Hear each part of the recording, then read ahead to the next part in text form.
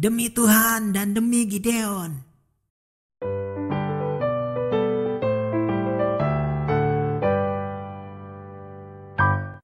Halo adik-adik semuanya. Cerita Alkitab anak-anak hari ini berjudul Gideon. Ayat hafalannya berasal dari Filipi 4 ayat 13. Mari kita baca ayat hafalannya bersama-sama ya. Segala perkara dapat kutanggung di dalam Dia yang memberi kekuatan kepadaku. Pernahkah adik-adik merasa bingung atau takut dan tidak yakin apa yang harus adik-adik lakukan? Ketika Gideon belajar untuk mempercayai Tuhan daripada takut, hal-hal luar biasa mulai terjadi. Mari kita dengarkan kisah Gideon. 40 tahun setelah Deborah dan Barak mengalahkan Sisera, bangsa Israel melupakan Tuhan dan mulai menyembah berhala lagi. Karena orang Israel meninggalkan Tuhan dan perlindungannya, selama 7 tahun Tuhan menyerahkan mereka ke dalam tangan orang Midian.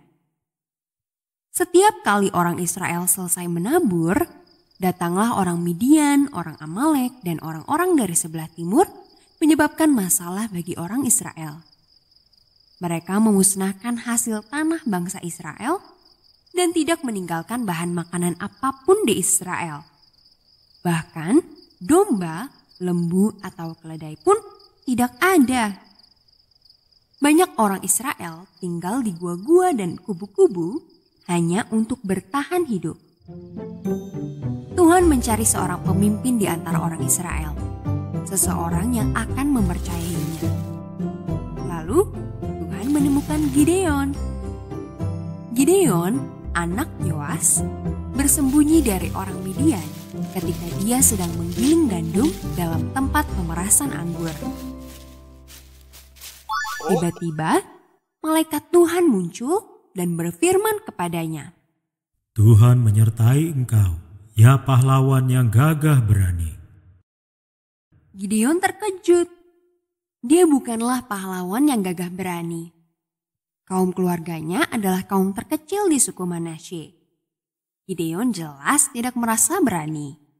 Aku akan menyertai engkau. Tuhan memberitahu Gideon, Kita akan memukul kalah orang Midian itu sampai habis. Gideon tidak yakin. Dia meminta tanda dengan meminta Tuhan untuk menunggu, sementara dia membuatkan makanan sebagai persembahan kepada Tuhan.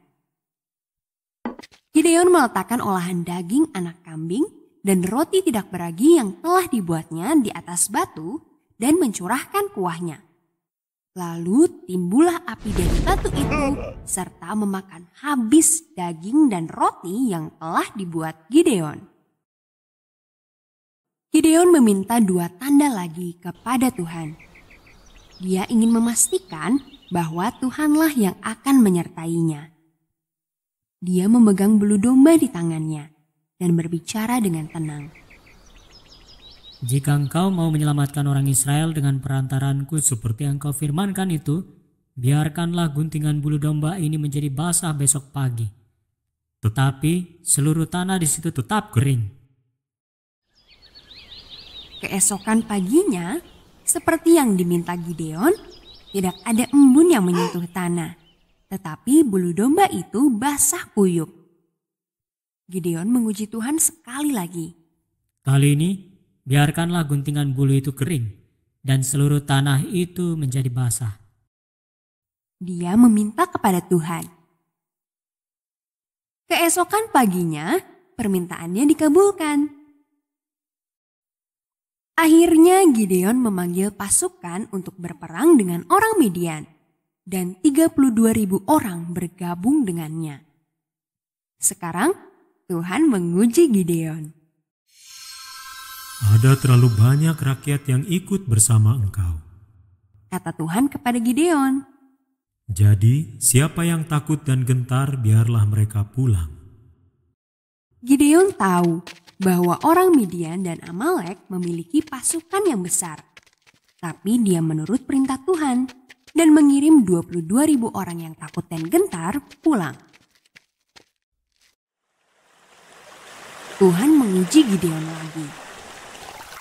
Suruhlah orang-orangmu turun untuk minum air. Barang siapa yang menghirup air dengan lidahnya seperti anjing menjilat, haruslah kau kumpulkan tersendiri. Demikian juga semua orang yang berlutut untuk minum, suruhlah mereka untuk pulang. Hanya 300 orang yang lulus ujian kedua. Tuhan akhirnya memiliki pasukan yang cukup kecil untuk mengalahkan Midian. Malam itu, Gideon membagi pasukannya menjadi 3 pasukan.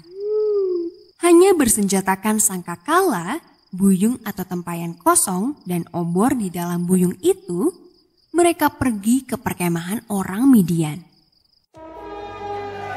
Mereka serentak meniup sangkakala dan memecahkan buyung dengan memegang obor di tangan kiri mereka, serta berseru, Demi Tuhan dan demi Gideon. Tuhan melakukan sisanya. Terbangun oleh sorak-sorai itu, orang Midian dan orang Amalek bergegas keluar dari kemah mereka dan mulai berkelahi satu sama lain. Mereka bingung. Banyak yang melarikan diri. Saat mereka berlari, pasukan Gideon mengejar mereka. Hore! Orang Midian dan Amalek tidak lagi mengganggu orang Israel. Orang Israel dapat hidup tanpa rasa takut karena mereka memilih untuk tinggal bersama Tuhan. Tuhan ingin membantu kita dengan masalah kita yang paling sulit. Sangat mudah bagi Tuhan untuk menghancurkan ketakutan kita. Dan akan mudah bagi kita untuk mempercayainya ketika kita mengingat semua yang dapat Dia lakukan dan semua yang Dia sedia lakukan untuk kita. Tuhan memenangkan pertempuran bagi bangsa Israel. Tuhan akan memberikan kemenangan untuk kita juga. Pelajaran dari cerita Alkitab Anak kali ini adalah Tuhan dapat memakaiku ketika aku percaya kepadanya.